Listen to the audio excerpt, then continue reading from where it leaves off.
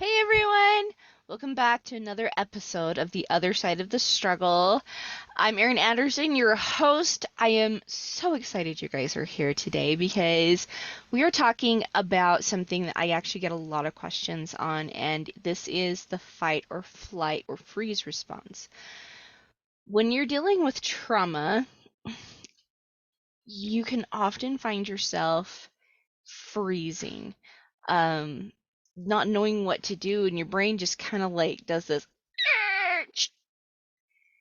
and it's annoying because, like, in the back of your brain, it's like, you know what I need to do? Why am I not doing it? Blah, right? And this gets really annoying. This gets hard. This is frustrating. And if you're in trauma, the freeze response can sometimes elicit more trauma, and that's not something you want. So I get asked a lot, Erin, how do you combat this? Well, first, let me say a couple of things. Number one, stuff happens. I'm a trauma coach. I've been coaching trauma for the last 10 years. But there are even times when my brain still goes into fight, flight, or freeze. Um, just to give you a very mild example, the other day, actually, it was yesterday, to be honest with you, we got a new rooster. And if you guys know anything about raising chickens, backyard chickens, roosters can be ornery little suckers. And he's definitely testing his dominance. Let's just say that right now. And so I went out there yesterday. I had a shovel in front of me and I used it just kind of as a shield against him. But I just have to say that all of a sudden, like, my fight, flight, or freeze response came up. I definitely kept that shovel between me and the chicken. But I had to come in and calm down because my adrenaline was crazy high. I was totally stressed out, and I just needed to calm down because, sorry, I am not in the mood to be attacked by crazy assassin ninja chickens. And like I said, that's a mild example. Like today, I'm like, not a big deal. I can go out there and I can deal with this bird, right? But yesterday, it was highly stressful. It was just a really, really highly stressful situation. And I've learned some new things about how to deal with chickens and backyard chickens and how not to tick off a rooster. But I'm giving you guys this example to let you know that even me, who's been dealing with different levels of trauma my whole life, but also like how to heal those different levels of trauma for several years, even I still find myself stuck in the fight, flight, or freeze response. So I just want you to know that you're normal if you're finding yourself in this. The difference is you don't want to stay in this. If you are staying in fight, flight, or freeze, or you find yourself there often, that is what we call anxiety.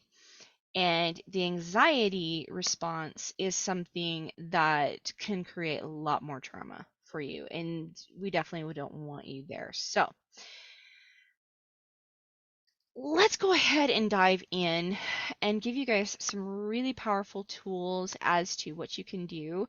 And I also have a really fabulous surprise for you guys at the end of today's session. So hopefully you guys will stay with me because I think it's pretty awesome. Okay, anyway, so onward. Number one, breathe. Okay, this is something that I would like ultimately really love to see in my clients and in my listeners as a daily habit, doing breath work. Breath work can open up your mind. It can open up your digestion. It can slow your heart rate. And if you think about it for just a second, like if you let me backtrack for a second, if you understand what happens to your body and your brain when it's doing the fight, flight, or freeze, it shuts down your digestion. It shuts down your cognitive reasoning. You know what? Actually, let me just read it straight off of Google. During the fight or flight response, your body is trying to prioritize, so anything it doesn't need for immediate survival is placed on the back burner. This means that digestion, reproductive and growth production, and tissue repair are all temporarily halted. Okay? So basically, what's happening is your brain is sending energy and sending signals to your legs, your arms if you've got to fight,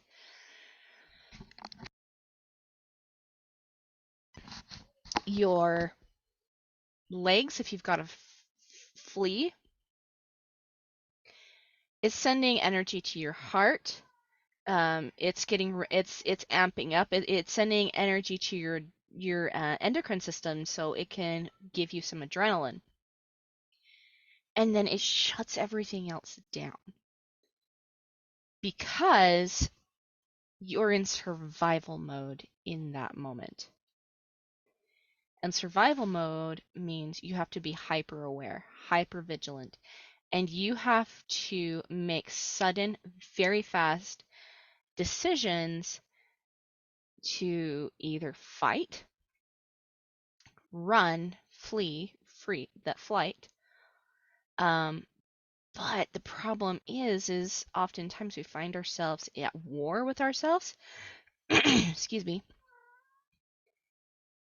Trying to figure out if it's going to be the fight or the flight, or we often have that voice like way back in our brain that's saying, you know what to do. But yet we're still sitting here like, oh, I can't do it. I can't do it. I can't do it. Oh my gosh. You know. And it's because your brain is literally trying to focus on the thing that is going to get you to survive. That is what your brain is doing.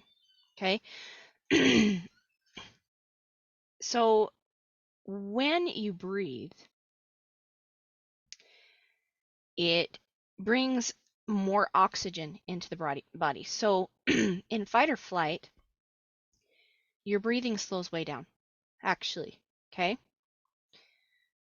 Breathing gives your brain just one thing to focus on.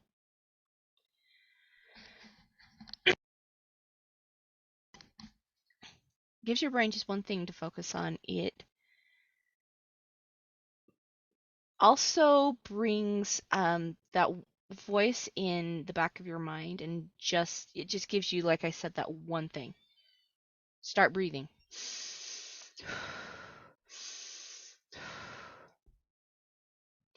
Because your brain, oddly enough, is a very fantastic invention, honestly. And it often can handle just one little thing. But ideally, for my clients and for my listeners, one of the things I would really love to see you guys doing is some sort of daily breathwork practice. Okay? Um, if you guys do a Google search, for like breathwork practices for anxiety, there's lots of different types of breathwork you can do in there. Like yoga breathwork is fantastic. There's also an abundance breathwork that I really love where you breathe in for 8, you let out for 4, breathe in for 8, let out for 4, breathe in for 8, let out for 4, and this like literally floods your brain with oxygen. And the other cool thing is that will start to open up your digestion. You're going to start to relax, and you're going to start to be able to get some reasoning in there. So like number one, biggest thing, breathe. And if you've already been accustomed to doing some sort of breath work, it won't be something that your brain is going to struggle actually so much to come up with. It'll just be like, oh,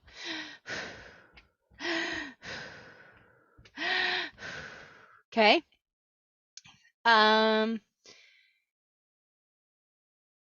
Second, you're going to want to check in with your body. Okay? You're going to find that your body is going to store some sort of energy or emotion, especially when you're in fight, flight, or freeze. For me, like, bringing back the chicken incident yesterday, I felt a lot of tension in my shoulders, in my neck, and in my arms, especially because I had to position that shovel at the drop of a hat. I couldn't turn my back on that bird. And I just had to be super hyper aware of where he was at. But I definitely felt the adrenaline response afterwards where my body was just jittery and I was shaking all over a bird. Those of you that have backyard chickens, I can literally hear you guys saying, "Girl, it's a rooster. We get you." We would be having the same response, right? Like you guys totally have my back, and I get that, but I'm still like, dang, I got the fight, flight, or freeze over a bird. Anyway, so it's just a silly thing, right? But as I'm checking in, I could feel my chest tighten up, my arms tighten up, my neck and my shoulders, my legs were really tight. When I got in, I could literally feel my heart racing. There was kind of a knot in my stomach, and I was just tired too, like really, really tired, because that's what happens when your body just like pulses adrenaline through you. Check in with your body though, because one of the things that really helped me get out of the adrenaline response and the anxiety response yesterday, especially where I found, for those of you watching on YouTube, you can see my cat right now. She's just jumped on the screen. But for those of you, like one of the things that really helped me yesterday in the fight, flight, or freeze response was to get outside and actually get walking. My arms, my legs, my shoulders, everything was super tense. And so as I got walking, I was sending blood flow back through them and not so much of the adrenaline. The blood flow helped everything relax, it calmed my mind. So being really aware of where you're seeing this energy stored in your body is key in being able to help it move back out, okay? And then get those areas active. Definitely give yourself just like a time to kind of calm down. But then go out and get active. Go for a walk. If you're a runner, go for a run. Um, rolling around on the floor, like whatever it takes to get you active. Doing yoga is fantastic. I really highly recommend this. Because it will help move the anxiety and stress actually out of your body and bring you back into a state of peace and homeostasis. Number 3, meditate. Meditation is huge. Guys, I cannot stress meditation enough. It gives your brain a game plan. Okay, so like one thing, especially with like yesterday and the chicken incident, I've been now exposed to what he's like. I know what to anticipate, right? And so I've been actually thinking and showing my brain how to feel calm when I'm in that situation. And honestly, guys, even just talking about it, I can kind of feel the adrenaline start to rush up again. So I'm probably going to need to go for another walk. But still, I breathe through it and I show myself what it's like to handle the assassin bird, right? I remind myself, number one, I am in control. I am the one that's in charge, not him. And I'm just going to be very careful, very cautious with him, but I'm also going to be very intentional with him. And intention is going to mean that we need to get in and we need to show our brains the things that we want, the things that we expect. And because when you find yourself in a situation where you're in that fight, flight, or freeze response, and your brain has already had many, many instances of seeing what it is you want to create, oftentimes your brain will say, "Oop, here's the trigger. This is what I do." Your brain is a very if then do kind of a creation. If this happens, then I do this. It's programmed to do that, actually. And so meditation helps you set the program in place. Um, and so if you are someone who is dealing with a pornography, like your husband's pornography addiction, and one of your triggers is seeing porn on his phone, if you can meditate and see yourself taking a few deep breaths, calming yourself down, telling yourself this is a bad habit, this is how I want to respond, and this is what I would love to say.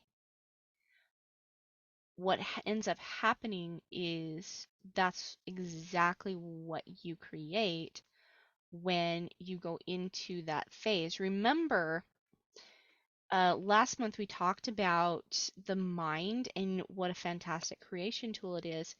You truly have control over it, and you gain immense control over it through meditation. So, um, like one of the things I am currently working on is up-leveling this coaching business. I want to enroll more clients, and I want to really make a bigger impact and help more people. And so I have been playing this story over and over in my mind, and it gives me some steps of what I need to do. And so when I find myself having not a trauma response, but like and I don't want to say trigger either, but like basically my first step is like when I sit in my office chair right now, then if then, right? Our brains work on this, the if and then response. And so the meditation is what gives you that ability to have a lot more control over the if and then response. Number 4 is tapping. Now, my good friend Kushla, you guys have heard her on the show before. Um, she talks about a technique called EFT, and it's called the Emotional Freedom Technique. And it's basically tapping all the areas where you find a lot of anxiety and a lot of stress in your body. She teaches you to tap just like here on your forehead, on the side of your mind, like your brain, side of your brain. For those listeners, I'm sure you're shocked. The side of your head, just kind of on your temple, um, below your nose, because again, teaching you to open up the breath, your chest, teaching you to open up the breath, kind of below on your rib cage, opening up the breath, um, and like I said, on the crown of your head, just to kind of help you pay attention. And I'm sure there's a lot more to the EFT technique than what I have shown you, but um, those are the areas that I just sit there and tap on. Now, sometimes I'll talk through it and say, hey, it's all right. I forgive you. I love you anyway. It's totally fine. And it's one way that I have my own back. But sometimes words just totally leave me. And so I'll sit here and I will tap wherever I'm feeling the tension in my body. And like I said, again, the listeners, if you're watching this on YouTube, you can see what I'm doing. But those of you, oh, the chin too is also another place that she likes to tap. But those of you that can't see this, just tap wherever you're feeling tension. Just remind yourself, release, release, release. It's okay. You're good. No worries. You're going to be fine. We're going to get through this. I love you anyway. And sometimes it just makes sense to go ahead and feel the feelings as you tap your way through them. You don't necessarily always have to say anything. So there's that technique as well. And very last, my loves, forgive yourself. Anxiety is a death trap for confidence. If you're always in the fight, flight, or freeze response, you can't ever think, or it's really hard, I should say, to think about all the fantastic things about you. So, number one, just get in and forgive yourself. I want to mention a story about Elizabeth Smart. I love her. I follow her stuff. And, Elizabeth Smart, I don't know any of you that don't know her story, but she was abducted as a young girl for 9 months, raped by this man, had horrible, horrible things done to her, um, was eventually found and rescued, and now she runs the Elizabeth Smart Foundation, helping people heal from trauma just like I do, right? Maybe on a bit of a deeper level, honestly. Um, but she was talking about how she had gotten on a plane. She was either coming or going from a conference, and the guy that she was sitting next to all of a sudden started groping her on the plane, and she immediately froze. And she knew what she needed to do. She knew, like, she could hear in the back of her head, yell at him, scream at him, make a big deal, but she couldn't do it. She was in the freeze mode. Like, oh my gosh, what's just happening? Like, is this really happening? What is going on? Right? And her brain was trying to make sense of it all. She talks about how she could have shamed herself and been like, you totally know what you should have done. Like, how could you let that guy get away? Blah blah blah blah blah. But she didn't. She immediately forgave herself. She immediately did some self-care. She immediately loved on herself. And she literally poured her own self-love into her wound. Guys, that's huge when it comes to healing from trauma in any way, is pouring your own love into yourself. What does it look like to be your own best friend? What does it look like to, like, what would your dream bestie look like? What would they say? These are some things you can totally meditate on as well, right? But give yourself a little bit of a cushion, give yourself a little bit of grace, because those shoulds will put you into a shame cycle that will only cause you way more trauma. And that's part of the reason why so many men and women who are dealing with trauma are still dealing with trauma, is because they're stuck in the shame cycle.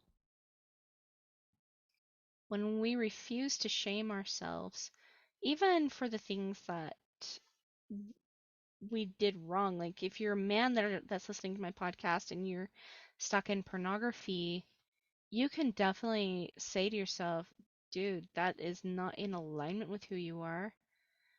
But shame looks like, you jerk, you filthy son of a gun. What is your problem? Women, it looks for you that looks like you're too fat. Why are you not beautiful enough? What are you doing wrong? Why doesn't he want you? All of these things actually are a perpetuation of the shame cycle and a perpetuation of your trauma. We don't want that. We totally don't want that. Forgiveness of yourself, just being super gentle with yourself, loving on yourself. Go get go to a spa, get a massage if that's something that would feel good for you. Go out with your friends, whatever some sort of self-care looks like, make sure you give yourself an extra dose of it. Go hole yourself up in a hotel room for a couple of days. Order takeout or bring food with you. Whatever it takes, go give yourself some really intense self-care. And lastly, this also still goes with the forgive yourself, but journal it out. Keeping these things stuck inside of you will never benefit you. Journal it out. Give yourself a bit of a break. Love yourself. Put it down on paper. All of the negative, all of the crap, burn it. You can do a letter to God. That's my personal favorite, where I write a letter to God about what happened, how I'm feeling, ask him some questions, and then I write his response back. So, my loves, that's what I've got for you guys today. Hopefully, this was helpful. Now, before I go, let me talk to you about my surprise. So, if you guys want to go in depth a little bit further, I've created a freebie for you. I did. You're welcome. I am actually super excited about it, and it's the 5 steps to combating fight, flight, or freeze. It's going to talk to you about the breath work. It's going to talk to you about feeling where it's at in your body. And it's also going to talk to you about forgiving yourself and not judging yourself as you go through this. But make sure to come back to the meditation, come back to why your body and your brain is doing the things it's doing. And make sure you come back to really forgiving yourself as well, because, my loves, if you're going to combat fight, flight, or freeze, it really comes down to creating some habits. That breath work is so key to changing things. Your meditation practices are so key to changing things. Journaling, getting in tune with your body, all of this is key, and things that you can do on a daily basis to help yourself feel more calm about what's going on around you. Okay? So if you guys would like that freebie, if you want to snag that, I will drop the link in the description below, so check that out. And I'll also just tell you the link to that is erinanderson.kartra.com/page/fight or flight. One more time, erinanderson.kartra.com/page/fight or flight. Go check that out, guys. Go ahead and download that. That is 100% free to you. And if you guys have like some other freebies that you would love to see come from me, let me know. Come check me out on Facebook at The Other Side of the Struggle, or Erin Anderson Betrayal Trauma Coaching. Send me a message. I would love to see how I can serve you better. And if you guys are really looking for that extra dose of support, don't forget to book a call with me. You guys can totally do that. So, my loves, with that, next week I have a fabulous guest speaker coming on. It's Lark Dean Galley. She talks about how she was able to process trauma after her son committed suicide. And I really felt like, even though a lot of you that are coming to my podcast are dealing with betrayal trauma, Lark talks a lot about how she felt betrayed by her son for a little bit, and she also talks about how she healed that and what she's doing now with.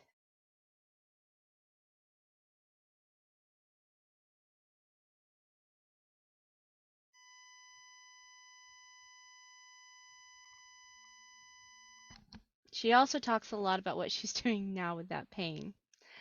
So, anyway, my loves, I hope you guys have a fabulous week. Tune in again next week, and I hope you guys have a great one. Bye.